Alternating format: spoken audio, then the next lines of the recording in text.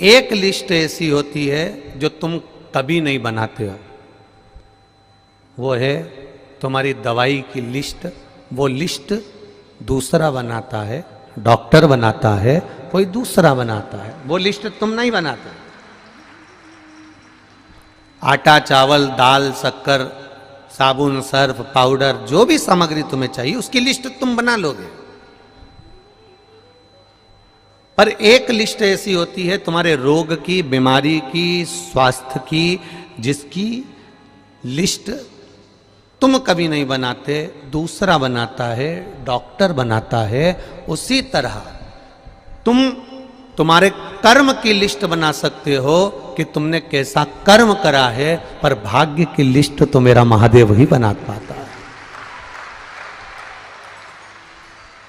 आप कर्म की लिस्ट बना सकते हो। कल भी कथा में कहा था, मत बुरे कर्म कर बंदे वरना पछताएगा, भगवान की आंखों से तू बच नहीं पाएगा, तू बच नहीं पाएगा। अरे ओ अज्ञानी मत करना, तेरे कर्म का फल भी तू ही पाएगा, जैसा किया तूने तेरे आगे आएगा। मत बुरे कर्म कर बंदे वरना पछताएगा, भगवान की आंखों से तू बच नहीं पाएगा, तू बच नहीं पाएगा। तुम्हारे कर्म की लिस्ट तुम बना सकते हो, अच्छा करा कि बुरा करा, झूठ बोला ना बोला, सत्य कहा ना कहा, उस कर्म की लिस्ट बनाने वाले तुम हो। भगवान गीता में भी कहते हैं कर्म किए जा, कर्म करो। हम भी आपसे कहते हैं कर्म करो, करो कर्म, जाओ जिस कार्य को करने जा रहे हो उस कार्य को लगनता से करना, दिल से करना। और जब तुम लगनता से करोगे, दिल से करोगे, तो निश्चित है उस कार्य में सफलता जरूर मिलेगी, उसको कोई रोक नहीं सकता। करो।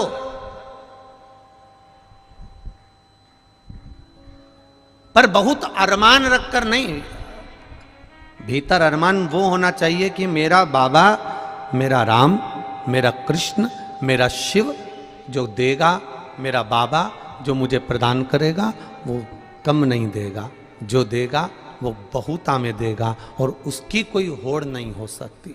जब वो देता है, सारे देव देते हैं, पल्ला झाड़ कर देते हैं।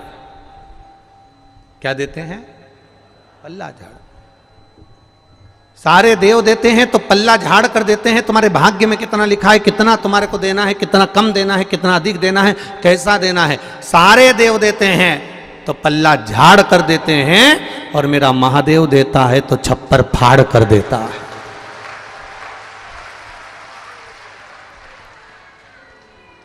उसकी करुणा कम नहीं है, उसकी करुणा। बहुत जोरदार आवाज है जी जी, बहुत बढ़िया। वो देता है तो बड़े आनंद में देता, बड़े आनंद।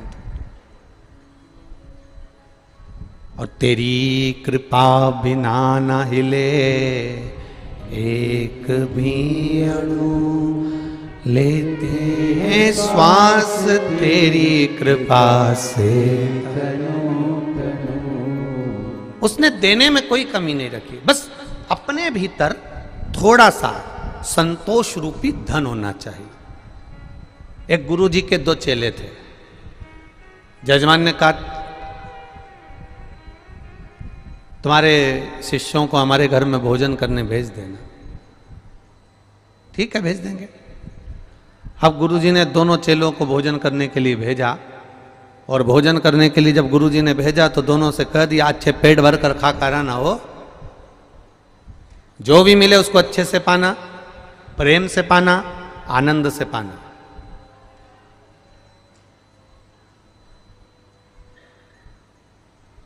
जो ज्यादा भाव खाता है वो बाद में ट्रेन में बैठ के बड़ा पाव खाता है। इसीलिए गुरुजी अपने चेले से कहते हैं कि थोड़ा सा सावधानी से जाना, जैसा मिले वैसा पाना, नखरे नहीं करना, अच्छे से रहना, प्रेम से रहना। शिष्य दोनों चल दिए।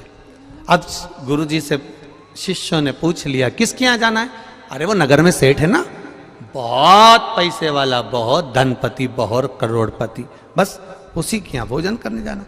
अब दोनों शिष्य चले और दोनों शिष्यों ने जाकर सुंदर भोजन प्रसादी ग्रहण करी। चांदी की थाली में भोजन आया, श्रीखंड आया, रबड़ी आई, रसगुल्ला आया, पूड़ी आई, सब्जी आई। इन दोनों ने खूब खाई। खाने के बाद सेठ जी आए और उन्होंने दोनों का तिलक करा। तिलक कर कर दोनों को 2-2 रुपए दे दिए। कितने रुपए दिए? जम के बोलो जरा। 2-2 रुपए उनको दिए।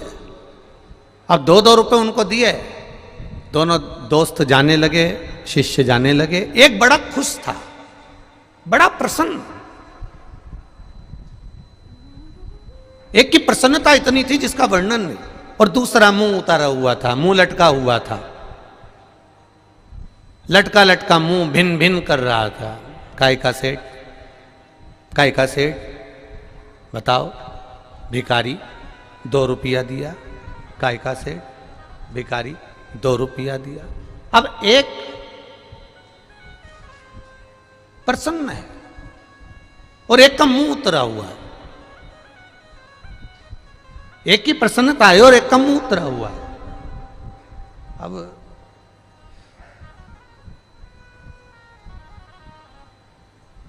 गुरुजी के पास गए तो गुरुजी ने देखा कि एक तो इतना खुश हो रहा है, इतना खुश हो रहा है, इतना खुश हो रहा है, और एक को देखो तो मुंह उतरा हुआ है। क्या बात है? इसको दक्षिणा ज्यादा मिली है क्या? इसको दक्षिणा ज्यादा मिली है क्या? नहीं नहीं, गुरुजी मुझको भी 2 रुपए मिले हैं और इसको भी 2 रुपए मिले हैं, तो तेरा मुंह क्यों उतरा हुआ है? अरे गुरुजी पूछो ही मती। चांदी की थाली में खाना खिलाया,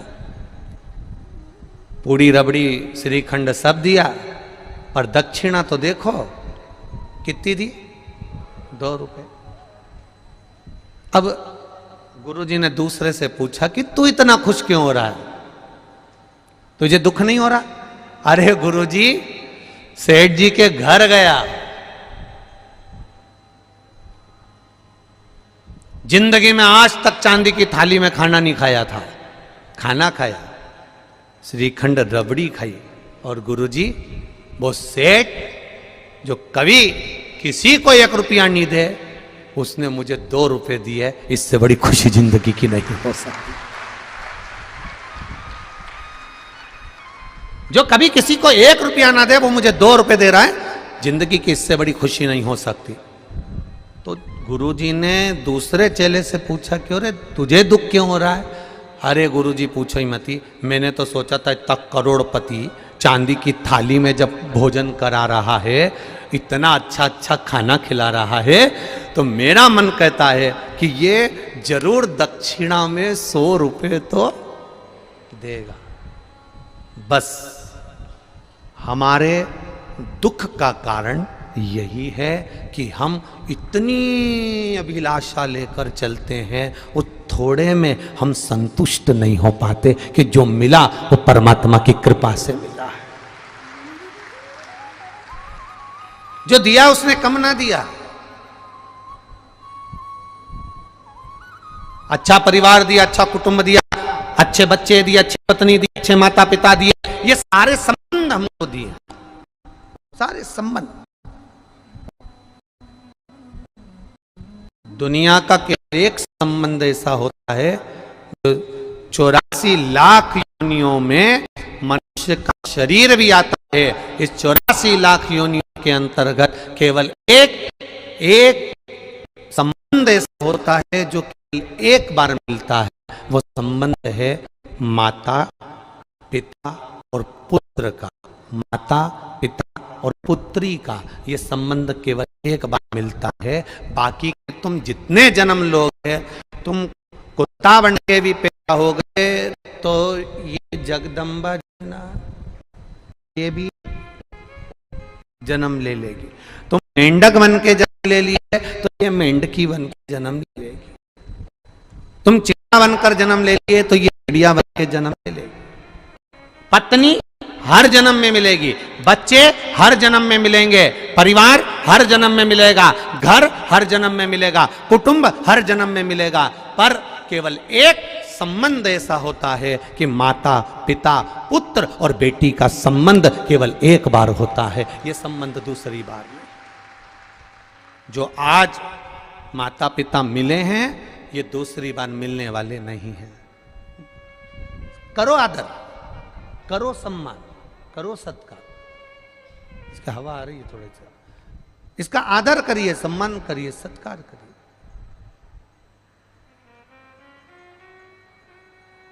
तुम लोग खड़े हो जाते हो ना, इसलिए आस्था वाले तुम्हें दिखाना बंद कर देते हैं। बार बार तुम लोग हाथ हिलाते हो। आप बैठे रहोगे अपनी जगह पर, कथा का रस तत्व ग्रहण करो कि टीवी की ओर देख रहे हो, इशारा करना। आप लोग आनंद लो, कथा का रस तत्व ग्रहण करो। महाराज, संबंध एक है, वो माता पिता का संबंध है। और वो माता पिता का जो संबंध है बच्चों से, वो संबंध केवल एक बार रहता है। पुत्र का माता पिता के प्रति, बेटी का माता पिता के प्रति, बाकी का कोई संबंध बार बार नहीं होता। बार बार नहीं, कोई संबंध। ये एक ही बार मिला है, बाकी के सारे संबंध मिलते जाए, मिलेंगे। करो भजन। तुम्हारे समान की लिस्ट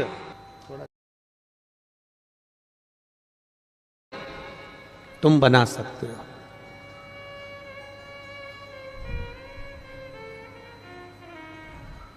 पर एक लिस्ट है तुम्हारी दवाई की जो डॉक्टर बनाता है।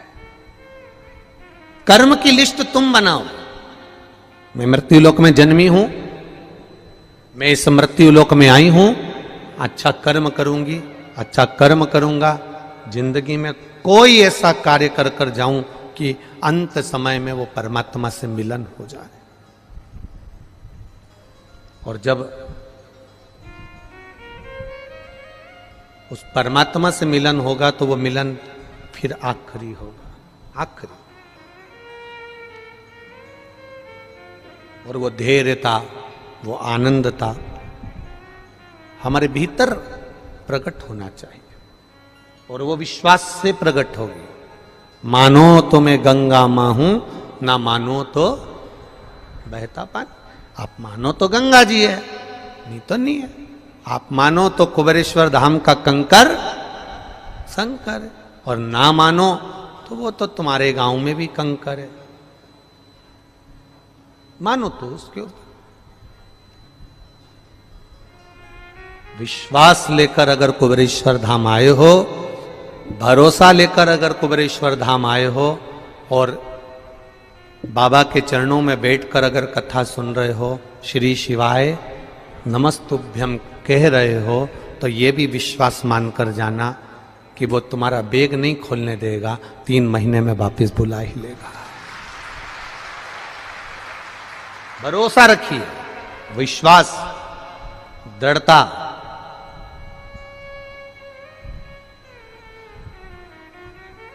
और जब तक भरोसा दृढ़ ही नहीं होगा तब तक वो मिल नहीं सकता। एक बच्चे को माता पिता गर्मी की छुट्टी में अपने माता पिता के यहाँ ले जाते थे, दादा दादी के।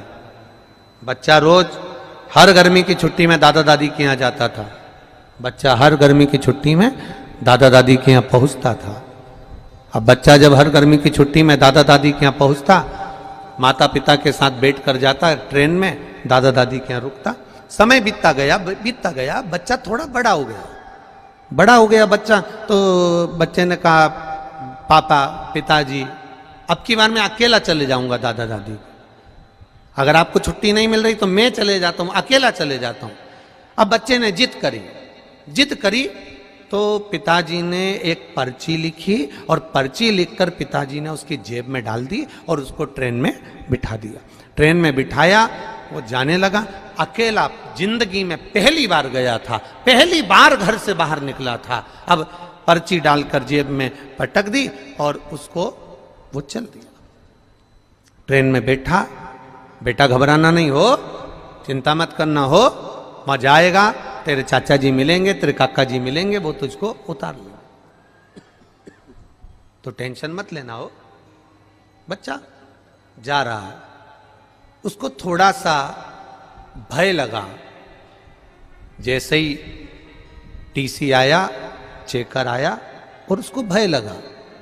जब उसको भय लगा तो उसने सोचा कि ना जाने पिताजी ने जेब में क्या रखा है, देखूं तो सही।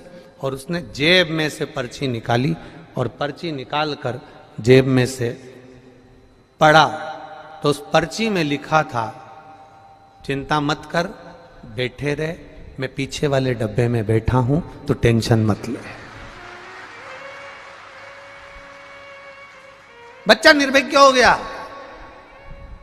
अब बच्चे को रत्ती भर की चिंता नहीं है, अभी टेंशन था, अभी चिंता थी। पर्ची पढ़ी और पर्ची में लिखा था कि मैं पीछे वाले डब्बे में बैठा हूं, तो चिंता मत कर, तेरे पीछे ही बैठा हूं, तो चिंता मत कर, आराम से बैठे रहे, आराम से चलते रहे, आराम से दादा के घर जा, तो चिंता मत करना, मैं पीछे बैठा हूं, चिंता करने की जरूरत नहीं है। बस वो पर्ची कुबेरेश्वर धाम में प्राप्त होती है कि आप चिंता मत करना, मेरा महादेव तुम्हारे साथ पीछे पीछे चल रहा है। अकाल मृत्यु वो मरे जो काम करे चंडाल का, काल उसका क्या बिगाड़े जो भक्त हो महा। वो चल रहा है तुम्हारे पीछे पीछे, हर पल हर घड़ी हर क्षण चल रहा।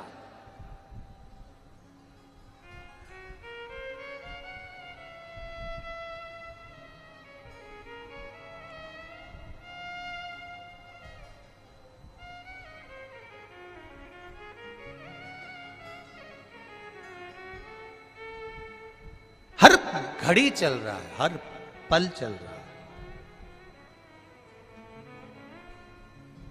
आज एक दिल्ली की कोई बहन, कोई मिलिट्री में उनके पति हैं, उनके साथ आई हुई है, और वो जहां हम कक्ष में हैं उस कक्ष के आगे टिक कर बैठी थी और उसकी बात चल रही थी।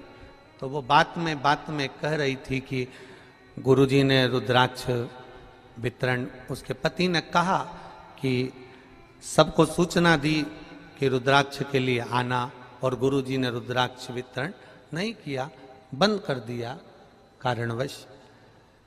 उसकी पत्नी के शब्द, उस मिलिट्री मैन की उस धर्म पत्नी, कहीं पर बैठे होंगे वो दोनों, तो उस धर्म पत्नी के शब्द कितने सुंदर थे। शायद आपकी जिंदगी के लिए शब्द बहुत कीमती होगा। उसकी धर्म पत्नी ने एक ही शब्द कहा, आपको परेशानी हो रही है यहां बैठने में, आपको दिक्कत हो रही है यहां बैठने में? नहीं नहीं नहीं, क्या कहना चाहती है? अब रुद्राक्ष तो मिल ही नहीं रहा, भले ना मिले, मैं भोलेनाथ जी से ये कहकर जा रही हूं, मेरी जिंदगी में, मेरे बच्चों की जिंदगी में, मेरे पति की जिंदगी में कभी रुद्राक्ष की जरूरत ही नहीं पड़े, बस ऐसी कृपा करना, ऐसी करुणा करना। हम आए हैं, वो दोनों बात कर रहे हैं, वो और भी लोग उनके साथ बैठे हुए थे, उनसे उनकी चर्चा चल। हमने कहा क्या सुंदर शब्द है, एक माता का ये शब्द जीवन को सार्थक करने वाला है।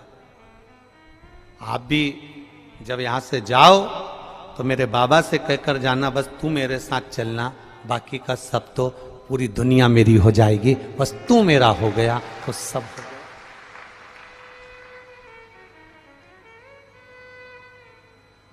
अगर तू मेरा है तो दुनिया सब मेरी है, और तू नहीं तो फिर कुछ नहीं, कुछ नहीं। महाराज, भगवान का एक नाम है भिक्षुवर, और भिक्षुवर अवतार की कथा कल चल रही थी। भगवान शंकर जब सत्यारथ के मर जाने के बाद उसकी धर्म पत्नी गर्भ से थी, और वह धर्म पत्नी भी बच्चे को जन्म देकर घाट पर छोड़कर जब पानी पीने के लिए गई तो घड़ियाल ने, मगर ने उसको पकड़ लिया और वो धर्म पत्नी भी मर गई। पार्वती जी के मन में संशय आ गया था, पार्वती जी के मन में संशय प्रकट हो गया था कि ये शंकर भगवान की उपासना करता है, ये शिव का भजन करता है। राजा सत्यारथ शंकर भगवान को जल चढ़ाता है, राजा सत्यारथ भगवान शंकर की आराधना करता है, शिव की आराधना करता है। उसके बाद भी इसके प्राण छूट गए। इसकी धर्म पत्नी वो भी भगवत भजन में डूबी रहती है, उसके प्राण छूट गए। इसकी राज सत्ता चली गई, उसका वैभव चले गया, उसका बच्चा नदी के घाट पर पड़ा हुआ है। शिवजी के सामने प्रश्न का अंबार था, भगवान शंकर के सामने ढेर प्रश्न थे।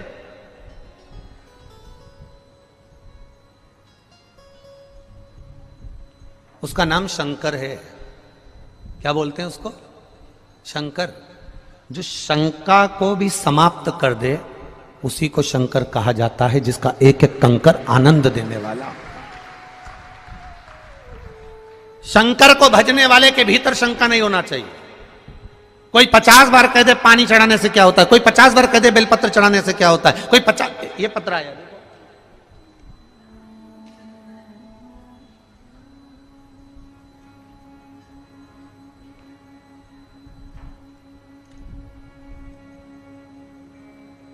मेरा नाम पुनीता उपाध्याय है, ग्राम कारो, जिला बलिया।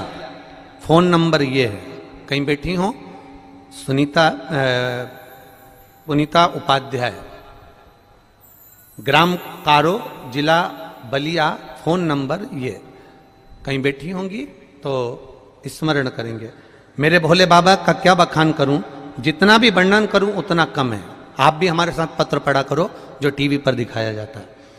जितना वर्णन करूं उतना कम ही है। मैंने पशुपति व्रत किया था, जब 5वां व्रत पूरा होने पर रिजल्ट रेलवे का आने के लिए मैंने कहा था, क्योंकि पहले एग्जाम दे चुकी थे तो परंतु उसमें पास नहीं हुए थे।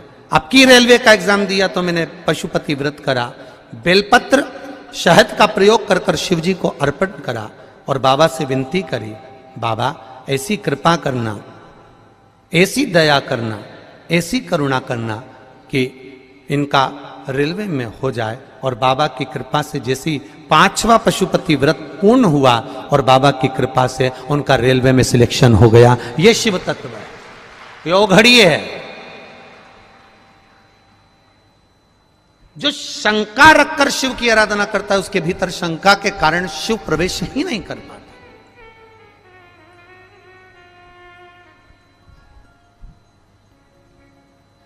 सबसे ज्यादा घर किसके बिगड़ते हैं? जो शंका में रहता है। किससे बात कर रहे थे? कौन है वो? एक बार मेरे सामने आ जाए ना तो उसके तो चिमटा छोड़ दूं। बस इतनी देर में कई कई पत्नियों की आदत रहती है दिन भर शंका शंका शंका शंका। कई कई पतियों की आदत रहती है दिन भर मोबाइल में टटोलता ही रहता है, इसने किससे बात करी थी, कौन था, कौन था, कौन था। अपनी आनंद की जिंदगी सब नरक कर ली केवल शंका करते करते करते करते। एक बार अगर विश्वास करा होता तो शंका बीच में आती ही नहीं।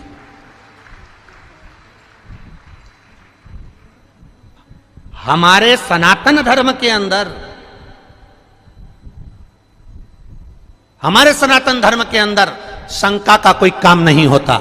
हमारे सनातन धर्म के अंतर्गत केवल विश्वास करा जाता है कि पत्थर की मूर्ति में भी राम होता है। हमारे सनातन धर्म के अंतर्गत शंका का कोई काम नहीं होता। हमारे सनातन धर्म के अंतर्गत केवल विश्वास होता है कि रामचरितमानस के एक एक पन्ने में एक एक शब्द में राम समाया होता है, उसको समझने वाला होना चाहिए। हमारे सनातन धर्म के अंतर्गत शंका में शंका नहीं होती। हमारे सनातन धर्म के अंतर्गत विश्वास होता है कि गौ माता के अंतर्गत 33 कोटि देवी देवता विराजमान होते हैं। यह विश्वास है हमारा, यह विश्वास है हमारा। हमारे सनातन धर्म के अंतर्गत तिरुमाला के पर्वत पर जाते हैं तो वेंकटलाल का दर्शन करते हैं, गोवर्धन पर्वत पर जाते हैं तो गिरिराज जी का दर्शन करते हैं, हम कामतगिरी पर्वत पर जाते हैं तो कांतानाथ जी का दर्शन करते हैं, हम काशी में जाते हैं तो गंगा की लहरों में भी गौरा का दर्शन करते हैं, हम सनातन धर्म के अंतर्गत एक एक बच्चे में राम देख लेते हैं और एक एक बेटी में सीता का दर्शन कर लेते हैं। यह सनातन धर्म का विश्वास है। सनातन धर्म में शंका का कोई काम नहीं, पर फिर भी दुनिया के लोग उसको शंका उत्पन्न कराते हैं। दुनिया के लोग जान करके शंका, क्या होता है शंकर जी पे जल चढ़ाने से, क्या होगा मंदिर जाने से, क्या होगा लोटा भर के पानी चढ़ाने से। तो जो तुमसे कहे कि लोटा भर के पानी चढ़ाने से कुछ नहीं होता, तो उससे कहना ये ज्ञान देने से भी कुछ नहीं होता। तू हमको काय को ज्ञान दे रहा है कि लोटा भर के पानी चढ़ाने से क्या होगा? ये तो हमारे भीतर की सोच है, ये तो हमारे भीतर का भाव है।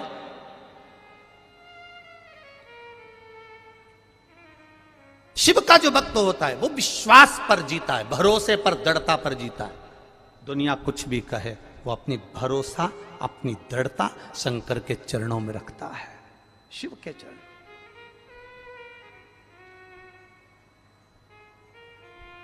पार्वती, तुमने राजा सत्यारथ का जीवन देखा है, तुमने राजा सत्यारथ के लिए, तुम कह रही हो कि राजा सत्यारथ पूजन करता था, पाठ करता था, अर्चना करता था, शंकर को जल चढ़ाता था, शिवालय जाता था, और उसकी धर्म पत्नी भी जल चढ़ाती थी, शिवालय जाती थी, उसका बच्चा पड़ा हुआ है, उसका पूरा वैभव चले गया। शंकर की आराधना करने वाले को इतना कष्ट होगा, शिव की आराधना करने वाले को इतना दर्द होगा, शंकर की आराधना करने वाले को इतना दुख होगा। ये तो होना नहीं चाहिए था। ये दुख कैसे आया?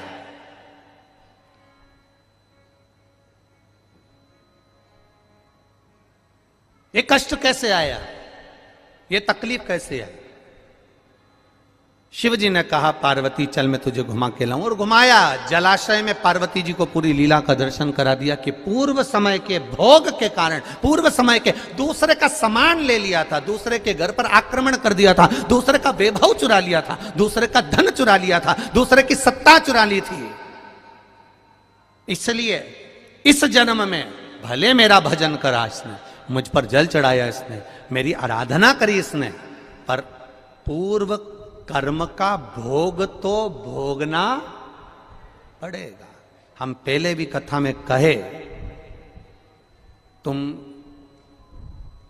वेद पुराण को मानो ना मानो,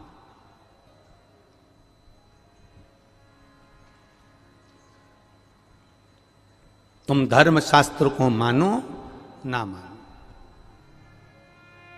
तुम अपने बड़ों को मानो ना मानो, तुम अपने गुरु को मानो ना मानो, पर इतना जरूर मानकर चलना कि कर्म का भोग तो परमात्मा को भी भोगना पड़ा, तो अपन तो मनुष्य हैं, भोगना पड़ता ही है, पड़ेगा। कोई तुमसे कह दे मेरे पास आकर बैठ जा, मैं दुख नहीं आने दूंगा, कोई तुमसे आकर कह दे कि मेरे पास आकर बैठ जा, मैं ऐसा काम कर दूंगा कि तुम्हारे जीवन में दुख नहीं आएगा, तकलीफ नहीं आएगी, कष्ट नहीं आएगा, तो समझ लेना कि ये बेवकूफ बना रहा। दुख आएगा, कष्ट आएगा, रोग आएगा, बीमारी आएगी, तकलीफ आएगी, क्योंकि पूर्व के कष्ट का, पूर्व के कर्मों का भोग हमको भोगना है। पूर्व के कर्मों का भोग हमको भोगना, वो कौन भोगेगा? तुम्हारी कमाई के हिस्सेदार होते हैं तुम्हारी पत्नी, तुम्हारे घर के माता पिता, तुम्हारे भाई बंधु और तुम्हारे बच्चे तुम्हारी कमाई के हिस्सेदार होंगे। पर एक बात अपनी जिंदगी में उतार कर रखना, तुम्हारे कर्म के हिस्सेदार नहीं होंगे कि तूने कमाया कैसा था।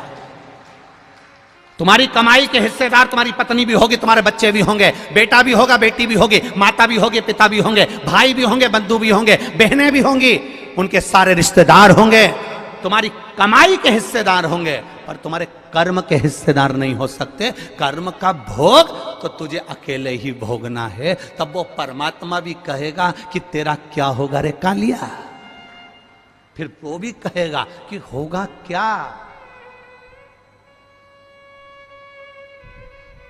क्या कर्म करेगा? कोई दूसरा नहीं भोगेगा, हमें भोगना है, हमें।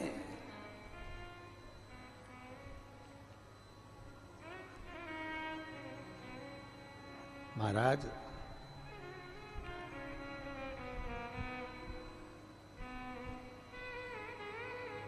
कर्म का भोग तो भोगना, कोई दूसरा नहीं भोगने वाला।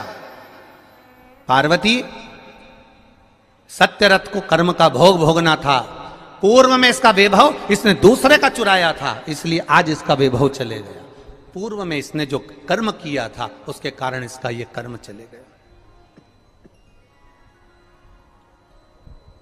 तो फिर आपको लोटा भर के जल चढ़ाने का फायदा क्या हुआ है? अब सुनना, पूरे भारत के लोग और पूरे देश विदेश में बैठे हुए जितने भक्त इस आस्था चैनल के माध्यम से कथा सुन रहे हैं, अब सुनिए। ये कथा में भिक्षुवर अवतार भगवान शंकर का हुआ है 14वें नंबर का। उस कथा को ध्यान से सुनना। 19 अवतार में से एक अवतार है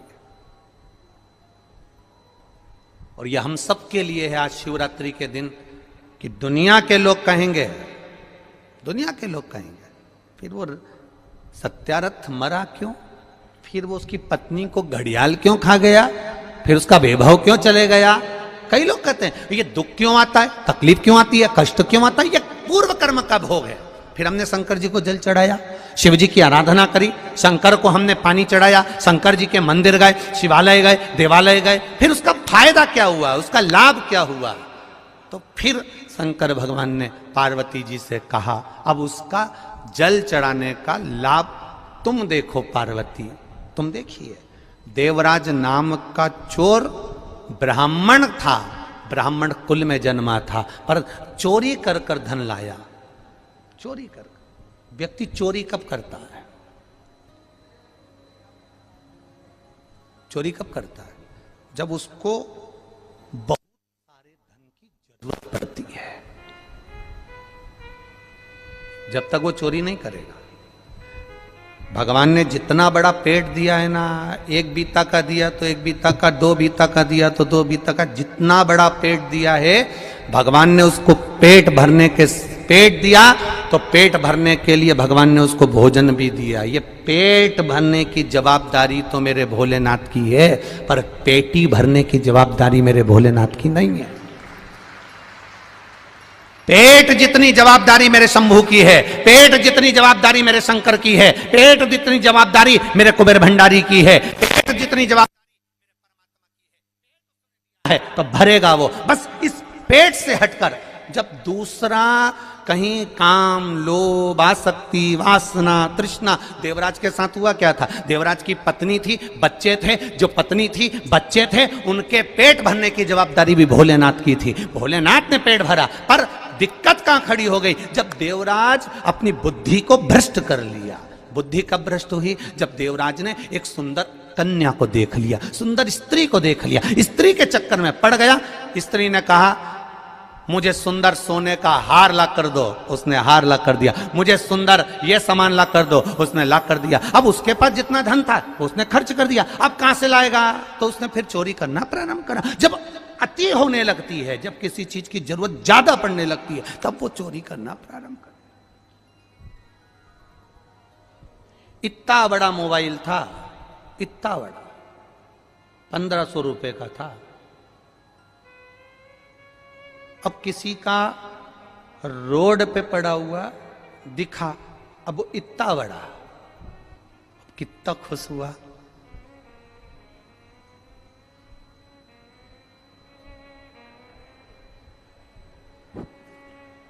उठा लिया। आसक्ति बढ़ गई, लोभ बढ़ गया, ले गया, चले गया, बढ़ गया लोभ, ले गया वो। अब क्या कभी मोबाइल बेकार नहीं होगा? अरे बोलो तो जम के जरा जीजियो, नहीं होता क्या? कभी नहीं होता क्या? होता है। मालूम पड़े लेकर गया था, जेब में से गिर गया, स्क्रीन टूट गई, बेकार हो गया, कितने दिन चलेगा? पर यदि वही मोबाइल जो मिला था और एक बार अनाउंस करवा देता कि साहब ये मोबाइल मिला है, जिसका भी हो, ये कलर है उसका, ये मोबाइल है उसका, नंबर बताकर वो मोबाइल लेकर चले जाए। अगर वो मोबाइल उस व्यक्ति तक वापस पहुंच जाता तो उसके हृदय से, दिल से जो आशीर्वाद निकलता। वो एक मोबाइल ये तो साधारण सा था, वो कटे हुए सेव फल का आ जाता, एप्पल का आ जाता, अगर केवल समर्पण का भाव जागृत हो जाता तो। समर्पण का भाव।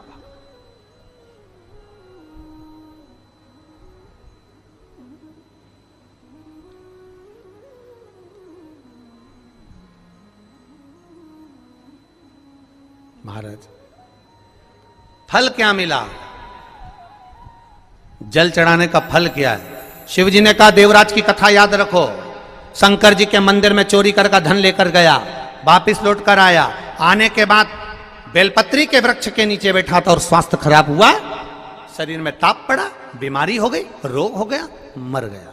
मरा, शंकर जी ने उसके लिए नंदी लगाया, नंदी पर बैठकर वो कैलाश धाम गया। तो इसने तो पाप करा था, इसने तो चोरी करी थी, इसने तो ये चोरी का धन लाया था, और इसने तो कभी शंकर का गुणगान नहीं करा, फिर मरकर इसको कैलाश धाम कैसे मिल गया? तो देवराज ने भी ये प्रश्न किया। तो भगवान शंकर नंदी पकड़कर जब चल रहे थे तो नंदी जी बोल दिए, सुन देवराज, ये तेरा पुण्य नहीं है, ये तेरा पुण्य नहीं है देवराज, जो तुझे मिल रहा है कैलाश धाम, ये पुण्य है तेरी बूढ़ी माँ का, जो रोज शंकर के मंदिर जाती थी, लोटा भर के जल चढ़ाती थी, उसका पुण्य बेटे के हिस्से में आ गया। ये पुण्य है। ये इतने जजमान बैठे हैं 15-16, ये इन जजमानों का तो पुण्य है, परंतु इनके बच्चों को भी ये सोच लेना चाहिए, इनके बेटे और बहुओं को भी ये सोच लेना चाहिए, सबसे ज्यादा प्रसन्न होना चाहिए इनके बेटे और बहुओं को, इतना खुश होना चाहिए कि हमारे माँ बाप का कोई तो पुण्य होगा जो शिव महापुराण की कथा के यजमान बनकर बैठे हैं, कोई तो पुण्य होगा। प्रसन्नता होना चाहिए। आज वो पूना वाले जजमान जा रहे थे, जाने का था उनका, तो कह रही थी उनके यहां से, एलईडी चालू करिए, पूना वाले जजमान के घर से बोल रही थी, बहू रानी कहे गुरुजी थोड़ा जरूरी काम है तो हम पुणे जा रहे हैं, पर जाते जाते हमको कुछ नहीं चाहिए, बस जजमान पद जैसे यहां मिला है ऐसी कृपा एक बार कर दो कि ऐसी जजमान पद पुणे में भी एक बार मिल जाए, बस महादेव से ये प्रार्थना, ऐसी कृपा कर दीजिए, ऐसी दया। अब विचार देखिए लोगों के कितने सुंदर भाव हैं, कितने सुंदर भाव। और आपसे भी निवेदन करूंगा, यहां से जाते जाते एक बार मेरे देव अधिदेव महादेव कंकर शंकर की धरा को प्रणाम कर कर कहकर जरूर जाना कि बाबा ये झोली लाया हूं ना, इतनी भरकर भेजना, इतनी भरकर भेजना कि मैं भी एक बार शिव महापुराण का यजमान जरूर बनूं, ऐसी कृपा कर दो, कहकर जाओ उसको। खाली न जाता कोई दर से तुम्हारे, खाली न आप भी गाइए, दर से तुम्हारे। दीनानाथ तू चुप हो जा, इनको गाने दो जरा एक बार वापिस से, फिर से बोलिए, खाली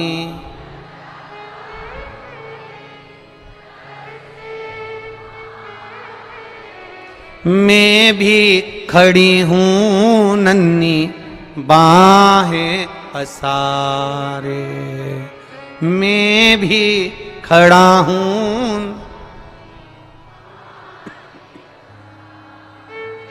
अपने हृदय से लगा लो, लगा लो, गिरा जा रहा हूं, उठा लो, उठा लो प्रभु अपने दर से, अब तो न टालो, गिरी जा रही हूं, उठा लो।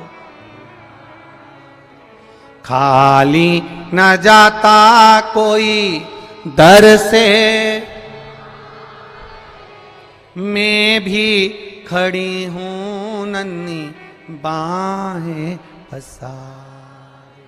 बाबा तेरे दर से कोई खाली नहीं गया, जो आया वो झोली भर कर ले गया। तो फिर मेरे लिए क्यों ना प्रभु, मेरे लिए क्यों ना।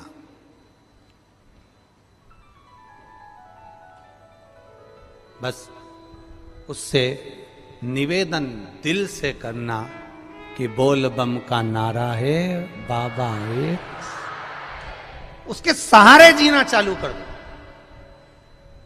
शंका में नहीं जीना है, हमें विश्वास में जीना है। विश्वास कैसा? तुम्हारे घर में जो शिव है, तुम्हारे घर में जो कंकर है, तुम मंदिर जाओ तो मूर्ति में भी तुम्हें राम और कृष्ण और शिव नजर आना चाहिए। तो समझ लो कि तुम्हारी दृष्टि विश्वास पर जागृत हो गई,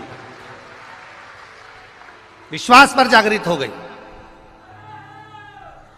अब कहे लोग शंका और विश्वास में बहुत अंतर है महाराज। शंका तुरंत उत्पन्न हो जाती है, शंका तुरंत आ गई। किसी ने कुछ बोला और तुम्हें शंका आई, किसी ने कुछ कह दिया और उसमें शंका। अब शंका तो अभी सोशल मीडिया पे कितना कितना चल रहा है। हम कहें जितने लोग सोशल मीडिया पे डाल रहे हैं कि इतने सारे मर गए ने, इतने सारे जी गए ने, ऐसी भगदड़ हो गई। जब पूरी जमाने भर की मीडिया यहां पर है तो भगदड़ का एक सीन भी बता देते जिंदगी में। तुमने लिखा तो था कि भगदड़ हुई, रुद्राक्ष फेंका, ये करा वो करा, दिखाते तो सही एक बार कि इतने मर गए, इतने जी गए। कभी विचार, यहां आप भी बैठे हो, थे कि नहीं थे 15 तारीख को? बोलो, जम के बोलो, थे ना? कोई भगदड़ का सीन दिखा कि लोग भगे हों, दौड़े हों और मर रहे हों? कहीं दिखा हो तो बताना, दोनों हाथ उठाकर बताना एक बार कि दिखा हो तो बताना, कहीं नजर आया हो। अब किसी को हार्ट अटैक हो गया तो कह दिया भगदड़ हो गई। महाराज उसके शरीर पर किसी का एक जूता पड़ा हुआ दिखा हो, किसी का पांव पड़ा हुआ दिखा हो, किसी को खरोच आती हुई दिखी हो तो जरूर बताना। यह महादेव की धाम है, इसको बदनाम करने का प्रयास मत करिए।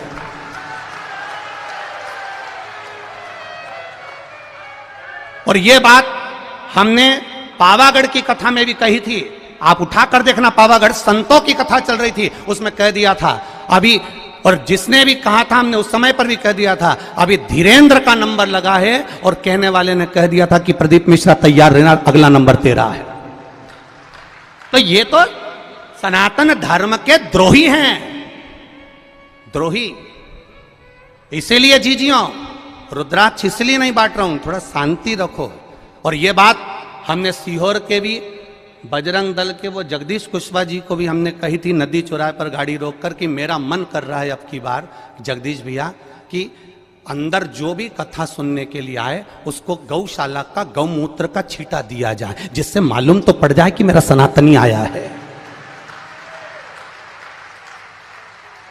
मेरा सनातनी आया है, मुझे मालूम पड़ना चाहिए। पर उन्होंने कहा गुरुजी इतने सारे लोगों पर अपन गौमूत्र छीटेंगे, किसी को बुरा हमने कहा सनातनी होगा तो काय का बुरा लगेगा, क्यों बुरा लगेगा? ये सब सनातन धर्म के द्रोही हैं कहीं ना कहीं। बस उनको तो किसी ना किसी रूप में कोई ना कोई बवाल मचाकर ये रुद्राक्ष महोत्सव कैसे भी कैंसिल कराने के लिए तत्परता थी इनकी, और इन्होंने पहले सोच कर रखा था। उसका विचार नहीं करना हमको। कथा सुनो, कथा का स्मरण करो और बाबा पर विश्वास रखो। मेरा भरोसा, मेरा विश्वास कहता है मेरे बाबा के दरवाजे से खाली नहीं जाओगे। 3 महीने में वो बुलाएगा और तुम फिर लेकर जाओगे। क्यों रुद्राक्ष रोका उसने? रुद्राक्ष अगर देने से रोका है तो सोच कर रोका होगा मेरे महादेव ने, किसी कारण से रोका होगा मेरे महादेव ने। क्या जोरदार लाइन चल रही थी, एक एक सीसीटीवी कैमरे की। पूरे ग्राउंड के अंदर 162 कैमरे लगे हुए हैं। कैमरे वहां भी लगे थे जहां पर रुद्राक्ष बट रहा था। 162 कैमरे पूरे चल रहे हैं और 162 कैमरे का सेटअप पूरे के पूरे हमारे ऑफिसों में लगा हुआ है। एक जगह पर कोई बता दे कि भगदड़ मची हो और कहीं किसी ने रुद्राक्ष फेंका हो, ये तो केवल कहीं ना कहीं किसी ना किसी रूप में बस कैसे भी रुद्राक्ष वितरण को बंद कराना था, और वो बाबा ने ही कराया होगा, हम तो ये मानते हैं। इसलिए कराया होगा कि तुम सबकी झोलियां जब वो भरेगा तो तुम 3 महीने में वापिस आओगे तो तब लेकर जाओगे, इसलिए भरेगा। और आज भी कमी नहीं रखी। आज भी मैं धन्यवाद दूंगा प्रशासन के इन पुलिसकर्मी भाइयों को जो लगे हुए हैं, इन पुलिसकर्मी भाइयों को मैं धन्यवाद दूंगा, कलेक्टर, एसपी और डीएसपी सबको, कि एसडीएम सर को। इनके पुलिसकर्मियों ने आज भी कम से कम 5 लड़कों को और 5 लेडीजों को पकड़ा जो केवल इधर उधर बैठ के भड़का रही थी कि चिल्लाओ जम के। उनके साथ एक कैमरे वाला भी चल रहा था कि चिल्लाओ मिश्रा जी मुर्दाबाद, और ये चिल्लाओ और वो चिल्लाओ और पत्थर मारो, कहां छोड़ो। आज भी 5 लेडीजों और 5 जेंट पकड़ के पुलिस वाले लेकर आए कि ये सब दूर बैठ बैठ के भड़का रही है। मैं धन्यवाद दूंगा इसी प्रशासन को जिसने इतनी मुस्तैदी रखी है उसके लिए। और समझने वाले नहीं समझ पा रहे कि कितना विरोध करने वाले लगे होंगे, कितनी चाल चल रहे होंगे, जरा विचार करिएगा एक बार।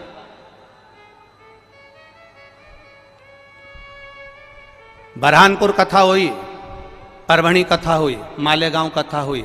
हम भी कथा करने जाते हैं, हमको भी मालूम है कि कितनी भक्त लोग कथा सुनने आते हैं। तो हमको ये अंदाजा नहीं होगा कि इस पावन धरा पर कितने आएंगे, कितनी व्यवस्था करी होगी, कितना लगाया होगा समय, प्रशासन ने भी कितनी व्यवस्था करी होगी। केवल बस चक्र घुमाना है, और चक्र को घुमाकर कैसे भी सनातन धर्म को ले जाकर खड्डे में डाल देना है, उसके बाद सनातनियों को दूर हटाना है। तुम समझे ही नहीं।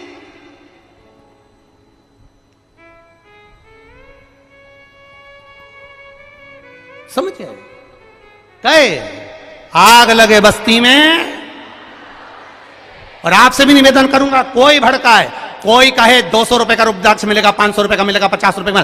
सीहोर के कुबेरेश्वर धाम का रुद्राक्ष पैसे से नहीं दिया जाता, निःशुल्क है। मेरे शंकर भगवान के नैन अश्रु से मिला है तुम्हारे लिए जिंदगी भर। और अब तो ये प्रयास रहेगा कि साल भर में कभी भी आ जाना, और मेरा विश्वास है खाली झोली नहीं लाओगे, इतना लेकर आओगे कि तुम लुटा कर जाओगे और रुद्राक्ष लेकर जाओगे। ये विश्वास, ये भरोसा। और जहां जहां कथा करी, एक एक यजमान की यहां पूछ कर आना कि उन्होंने कथा करवाने के बाद 2 महीने के अंदर फोन लगाया कि नहीं लगाया कि हमको अगली कथा की तारीख दे दो। अभी ये पूना वाली जीजी बोल के जा रही, अभी सुल्तानिया जी बोल के जा रहा है, बेंगलोर वाले भैया बोल कर जा रहे हैं कि हम जजमान बने पर अब एक मौका दो कि हम एक बार फिर जजमान बने। भगवान इतना पूर्ण देता है कि यजमान पर फिर खड़ा हो जाता है। खाली नहीं जाओगे, फिर निवेदन कर रहा हूं, एक खाली नहीं जाएगा। खाली न जाता कोई दर से तुम्हारे, मैं भी खड़ा हूं नन्ही बाहें, अपने हृदय से लगा लो, लगा लो, गिरा जा रहा हूं, उठा लो, उठा। ये शिव तत्व है, ये शंकर का तत्व है, इसको पहचानो। मत्स्य तत्व क्यों चला गया, उसकी पत्नी क्यों चली गई? शंकर भगवान ने कहा यह कर्म का भोग था, कर्म का भोग, कर्म का भोग था। महाराज फिर लोटा भर जल चढ़ाने का फल क्या मिला इस सत्यरथ को? अब शिव जी ने कहा सुन पार्वती, लोटा भर के जल चढ़ाने का फल क्या मिला? उसका फल ये है, अगर ये नारी गर्भ से होती, पानी पीने जाती और घड़ियाल इसको मार देता तो इसके घर में दिया जलाने वाला भी नहीं बचता, इसका पूरा वंश मिट जाता। इसके बच्चे का जन्म पहले करवाया, बच्चे का जन्म पहले करवाकर घाट पर सुलवाया। पानी पीने ये अकेली गई, इसको मगर ने पकड़ लिया, इसके बच्चे को संभाल कर रखा, क्योंकि इसने जो जल चढ़ाया था उस जल का फल ये मिलेगा कि इसके बच्चे को वापस वही वैभव फिर प्राप्त होगा। थोड़ा धैर्य रखना पड़ेगा, थोड़ा धीरज रखना पड़ेगा, थोड़ी सहनशीलता रखना पड़ेगी, थोड़ी आनंदता रखना पड़ेगी, थोड़ी सहजता रखना पड़ेगी। क्या देगा वो उसके ऊपर। आपका चढ़ाया हुआ एक लोटा जल क्या फल देता है, आपका चढ़ाया हुआ एक लोटा जल आपको क्या प्रदान करता है, ये आपको मालूम पड़ेगा कि आपने जो लोटा भर के जल चढ़ाया था उसका फल क्या मिला है, उसका आनंद क्या मिला है, उसका सुख क्या मिला है।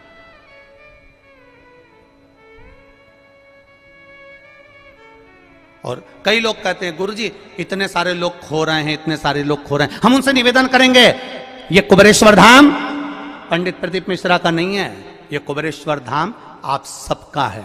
जब तक आपके रिश्तेदार आपको लेने नहीं आए तब तक यहां रहना, और अगर वो नहीं लेने आएंगे तो गाड़ी से हम छोड़ने जाएंगे तुम्हारे घर तक, तुम चिंता मत करना। गाड़ी से हम छोड़ने चलेंगे तुम्हारे घर तक, चिंता करने की जरूरत नहीं है। तुम अपने बाप के घर में आए हो, पिता के घर में आए हो, कुबेरेश्वर धाम में आए हो, तुम क्यों चिंता करते हो। अभी कल एक महिला बोल रही थी गुरुजी मेरे रिश्तेदार घर पहुंच गए, मेरे पास में किराए का पैसा नहीं। हमने समिति वालों से कहा किराए के साथ में इसके साथ एक लेडीज को, एक जेंट्स को भोपाल भेजो, भोपाल में जाकर इसका टिकट कटवाएं और उसको अमरावती का टिकट कटवाकर फिर उसको अमरावती को लाल डब्बा जो बस होती है, एक लाल कलर की बस होती है, उस बस में बिठवाकर उसको अमरावती भेजा।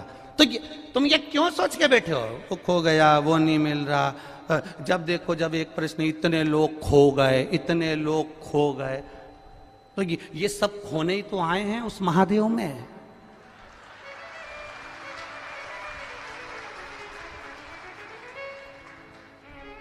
जैसे परिवार वाले खोए हुए को ढूंढते हैं, वैसे ही कुबेरेश्वर धाम आने वाले को मेरा महादेव टार्च लेके ढूंढता है।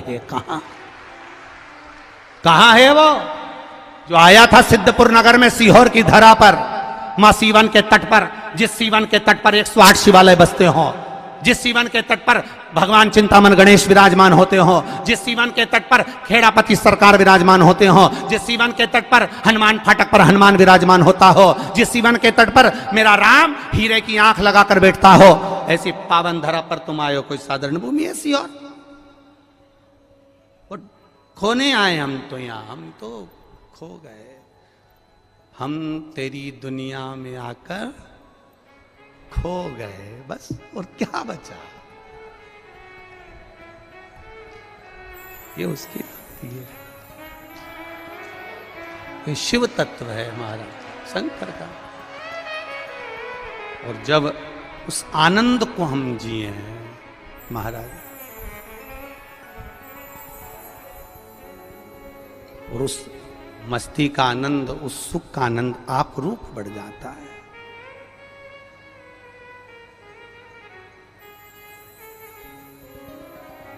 महाराज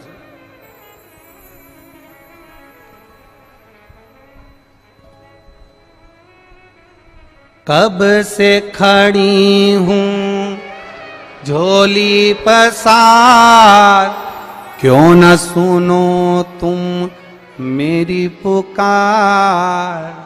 कब से खड़ी हूं झोली पसार, क्यों न सुनो तुम मेरी।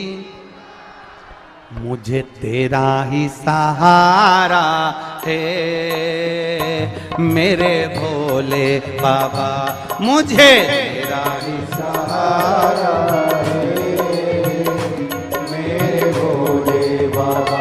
मैंने तुम्हें ही पुकारा है मेरे भोले बाबा, मैंने तुम्हें ही पुकारा है मेरे भोले बाबा। कब से खड़े हैं झोली पसार, क्यों ना सुनो तुम मेरी पुकार। कब से खड़े हैं झोली पसार, क्यों ना सुनो तुम मेरी पुकार। ओ कब से खड़े हैं झोली पसार, क्यों ना सुनो तुम मेरी पुकार। कब से खड़े हैं झोली पसार, क्यों ना सुनो तुम मेरी पुकार। मुझे तेरा ही सहारा है मेरे भोले बाबा, मुझे तेरा ही सहारा है मेरे भोले तुम्हें ही पुकारा है मेरे भोले बाबा, मैंने तुम्हें ही पुकारा है मेरे भोले बाबा।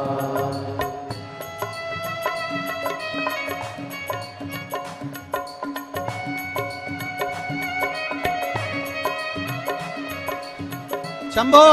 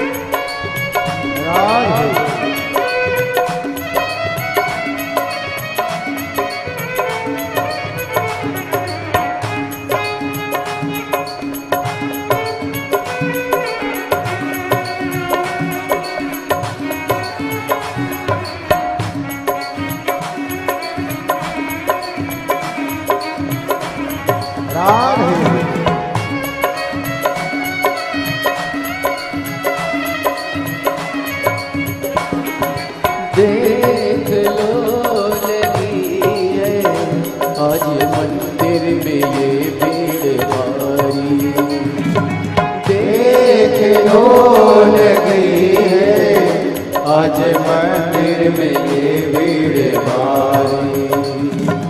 दर्शनों की खातिर आए हैं लाखों नर और नारी, दर्शनों के खातिर आए हैं लाखों नर और नारी। आ जाए भोले बाबा आ जाए,